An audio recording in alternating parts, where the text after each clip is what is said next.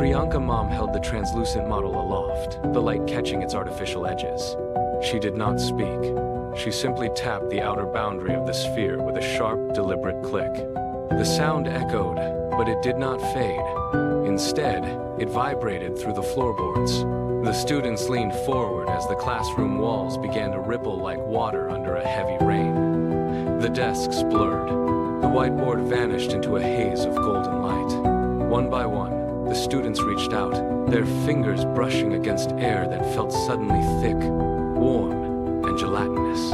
The floor beneath their feet softened, turning from hard wood into a surface that pulsed with a slow, rhythmic beat.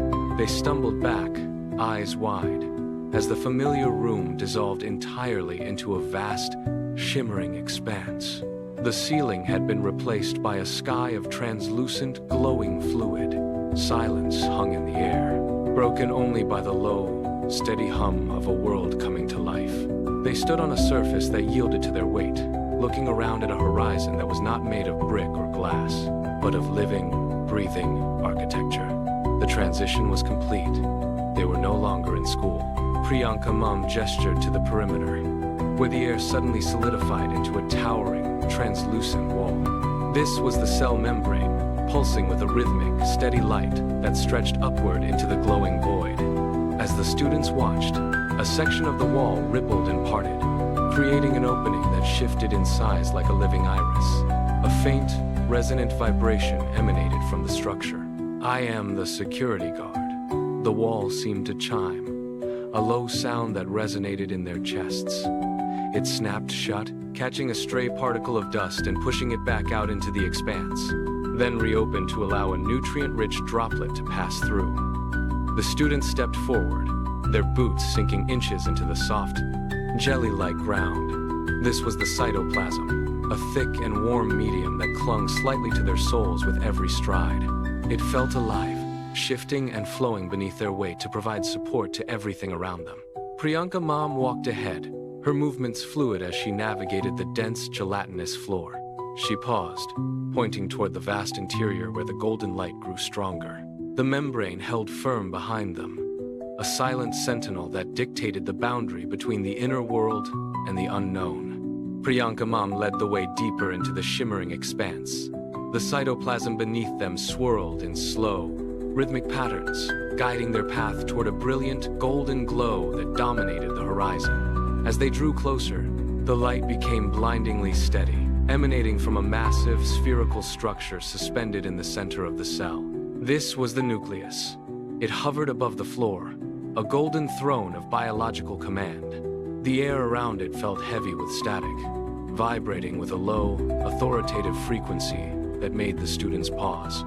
Without warning, the surface of the sphere cracked open, not with violence, but with the precision of a master architect.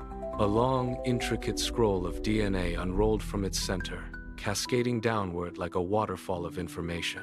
The nucleus pulsed, its voice booming across the chamber like a deep, resonant bell. "I am the principal," it announced, the sound vibrating through the very floor beneath the students' feet. "I hold the instruction book for every action taken here." The scroll flickered with shifting sequences of light, acting as a blueprint that defined the life and movement of the entire city. The students stood motionless, watching as the master instructions dictated the pulse of the cell, their eyes fixed on the golden glow of the central authority.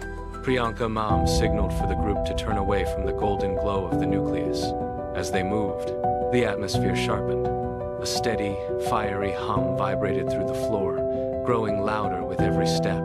They passed a series of elongated, pulsing structures that burned with internal heat. These were the mitochondria. They churned rhythmically, releasing bursts of glowing energy orbs that drifted like sparks into the surrounding fluid. "We are the power stations," they chanted in a deep, unified drone, their surfaces glowing brighter with each discharge. The air grew warm, charged with the crackle of raw power. Just beyond the energy zone, the environment shifted into a blur of frantic motion. The students stepped into a space filled with a rapid, metallic clattering. Here, the ribosomes worked in a relentless, synchronized rhythm. They moved like chefs in a high-pressure kitchen, grabbing raw materials and stitching them into complex, shimmering protein moved in a frantic, blurred dance, welding parts together with precision. "We cook the proteins for the body," the workers shouted, their voices sharp and hurried. The sheer volume of production was dizzying, a constant stream of output that demanded total focus. The students stood at the edge of the assembly line, watching the rapid, industrial rhythm of the cell's most active work zone. Priyanka Mom gestured toward a sprawling network of tunnels branching off from the assembly floor. The students stepped into the endoplasmic reticulum, a labyrinthine corridor that pulsed with rhythmic contractions.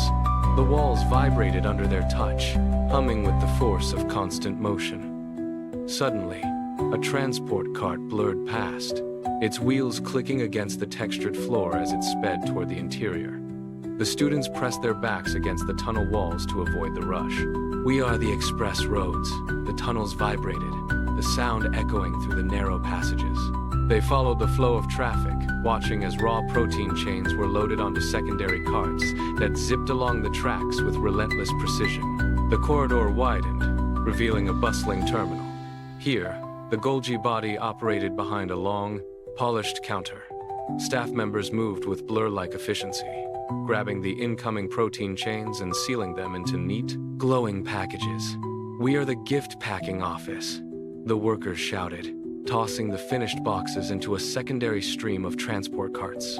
The air was filled with the sound of snapping seals and the whistling of carts accelerating into the distance. The students watched the assembly to packaging flow, witnessing how the cell managed its internal cargo with automated clockwork speed, ensuring every protein reached its destination exactly when needed. Beyond the packaging terminal, the floor became cluttered with microscopic fragments and discarded remnants of the assembly process. The rhythm of the cell shifted from industrial speed to aggressive sanitation. A group of spherical, metallic machines rolled onto the scene, moving with a singular, hungry purpose. They spun in place, their surfaces glowing as they swept up debris and broken protein fragments, consuming the waste into their internal chambers. "We are the lysosomes," the machines announced in a clipped, mechanical tone. "We act as the little dustbins of the cell." They rolled forward, forcing the students to press against the tunnel edge as the machines cleared the path with jarring, rapid movements. Once the debris was gone, the space opened into a quiet, heavy chamber. Here, the temperature dropped. Massive, reinforced vaults towered over the students.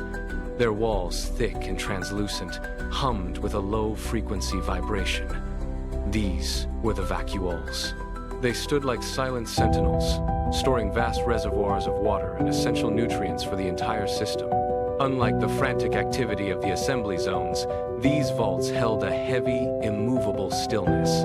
The students reached out to touch the surface. It felt cool, dense, and unyielding. This was the city's reserve, a massive storage facility that anchored the cell's survival, keeping the balance steady even while the rest of the structure raced toward chaos. The students moved past the storage vaults into a vast, open expanse where the very architecture of the space seemed to breathe. At the center of this intersection, a figure stood firm, gesturing with precise, rhythmic movements to guide the flow of internal structures. This was the centrosome. "We are the construction managers," the voice boomed, echoing through the wide chamber. With a sharp point, the centrosome directed a stream of components toward the outer boundary of the cell. The students followed the direction of the gesture and watched as the ground beneath them began to vibrate with a deeper, more resonant frequency. Suddenly, the floor tilted, exposing the massive, intersecting beams that formed the foundation of their environment. These were not mere walls. They were a complex, web-like lattice of rigid fibers that stretched into the distance. "I am the cytoskeleton." A low, rhythmic hum resonated from the very air around them. "I provide the steel frame that gives the cell its shape." The students reached out, feeling the unyielding tension of the fibers. It was a network of immense architectural strength, a structural grid that held the entire city in place against the pressure of the exterior. Every beam pulsed in synchronization, a silent, powerful skeleton that locked the fluid environment into a permanent, defined form. The scale of the frame was staggering, turning the once gelatinous space into a fortified, engineered masterpiece of biology. Priyanka Mom beckoned the students toward the absolute center of the vast, pulsating expanse. As they converged, the environment shifted. The rhythmic humming of the cytoskeleton and the distant, fiery energy of the mitochondria began to harmonize, creating a singular, profound vibration that resonated through the floor and into their very bones. Lights of gold, crimson, and deep blue swirled in the fluid, reflecting off the translucent walls until the entire city seemed to glow with a living, breathing intensity. The students stood in a tight circle, eyes wide, as the scale of the microscopic world closed in around them. It was no longer a lecture. It was an experience of raw, biological architecture. Priyanka Mom moved to the center, her hand raised, and the entire cell responded to her presence. The walls intensified their luminescence, casting long, shifting shadows across the students. Every movement within the city, the transport carts, the assembly lines, the structural pulses seemed to converge here. The air grew thick with the static of energy, a tangible, electric pressure that made the hair on their arms stand up. They were at the epicenter of life itself, caught in a moment where the complexity of the machine and the grace of the design merged into a singular, breathtaking peak of discovery. The entire city thrummed with a unified heartbeat, holding the group in a suspension of absolute, silent wonder. Priyanka Ma'am looked at each student, her expression steady as the city reached its peak of luminescence. She raised her hand.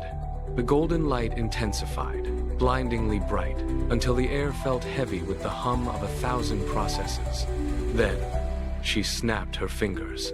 The sound was like a thunderclap in the silence. The translucent walls flickered, distorted, and shattered into sparks. The floor beneath their feet dissolved. In a blink, the pulsating, gelatinous expanse vanished. The students stumbled, their boots hitting hard, flat tiles instead of the soft, rhythmic membrane. They were back. The familiar white light of the classroom flooded in, stark and motionless. The hum of the cell was replaced by the scratching of chalk on a distant board and the settling of wooden desks. For a heartbeat, there was total silence as the students blinked, adjusting to the sudden stillness. Then, the sound of movement erupted. Desks slid across the floor. Pens flew across notebook pages. They did not wait for instructions. They scrambled to capture the fading images, sketching the complex, interconnected city before the memory of the motion could escape them. Pages turned rapidly. Faces were pressed close to paper, lines drawn with frantic, purposeful energy. The transition was jarring, but the rush of discovery was far from over. The frantic pace in the classroom began to slow. The scratching of pens against paper softened as the students finished their final sketches of the golden nucleus and the bustling Golgi tunnels. Priyanka Mom walked down the aisle, watching as they labeled the structures they had just witnessed. She stopped at the front of the room, waiting until the last pen was set down. The silence this time was not empty. It was heavy with thought. She looked at the faces before her, catching the lingering excitement in their eyes. "Learning is not about memorizing words," she said, her voice steady and clear. "It is about visiting the city yourself." The weight of the words hung in the air. One by one, the students closed their notebooks. The heavy thud of covers hitting wood echoed through the room. There were no blank stares or confused looks left. Instead, faces were bright with a newfound, genuine understanding. They had seen the machinery of life from the inside, and the map was now etched into their own minds. She gave a single, satisfied nod. The lesson was complete, but the curiosity in the room had only just begun to grow. The classroom felt different now, grounded in the reality of what they had discovered together.